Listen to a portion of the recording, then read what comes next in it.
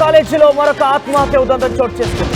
అనంతపురం జిల్లాలో ఈ విషాదం చోటు చేసుకుంది. నారాయణ కాలేజీలో ఇంటర్మీడియట్ చదువుతున్నటువంటి ఒక విద్యార్థి ఆత్మహత్యకు పాల్పడ్డాడు. కాలేజీ బిల్డింగ్ లోని 4వ అంతస్తు నుంచి దూకి ఆత్మహత్య చేసుకున్నాడు చరణ్ అనే విద్యార్థి. ఆసుపత్రికి తరలించే లోపే చరణ్ మృతి చెందినట్టు తెలుస్తోంది.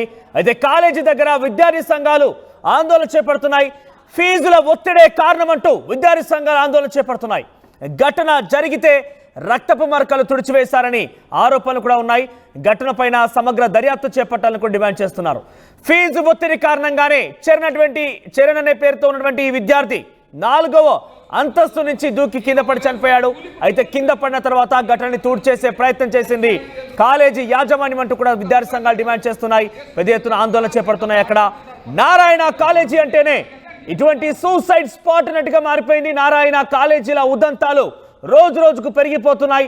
నారాయణ కాలేజీలో చదువుతున్న విద్యార్థులు కొంతమంది మాపై ఒత్తిడి చేస్తున్నారు, మమ్మల్ని చదువు అని పేరిట మానసిక ఆందోళన గురి చేస్తున్నారని కొంతమంది మరణిస్తే, మరికొంతమంది టీచర్ల యొక్క వేధింపులు తాళలేక అంటూ మరికొంతమంది ఇప్పుడు ఏకంగా ఫీజులు కట్టడం లేరు.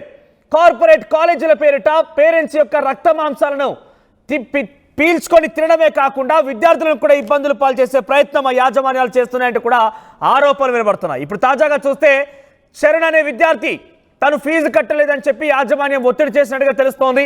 ఈ నేపథ్యంలోనే అవమాన భారాన్ని తట్టుకోలేక 4వ అంతస్తు నుంచి పైకి అక్కడి నుంచి దుక్కింద పడిపోయాడు. అయితే ఈ ఘటనని పూర్తిగా చెరిపేసే ప్రయత్నం కాలేజీ యాజమాన్యం చేసినట్టు కూడా తెలుస్తోంది. మనం చూడొచ్చు, ఆర్టీవీ స్క్రీన్ పైన విజువల్తో చూస్తున్నాం. సీసీటీవీ దృశ్యాలు ఇవి. ఏకంగా ఒక్కసారిగా క్లాస్ రూమ్ నుంచి బయటకు వచ్చినటువంటి చరణ్ అనే విద్యార్థి వచ్చిరాగానే ఆ 4వ అంతస్తు నుంచి దూకి ఆత్మహత్య చేసుకున్నటువంటి ఆ ఘటనకు సంబంధించిన దృశ్యాలు మనం చూస్తున్నాం.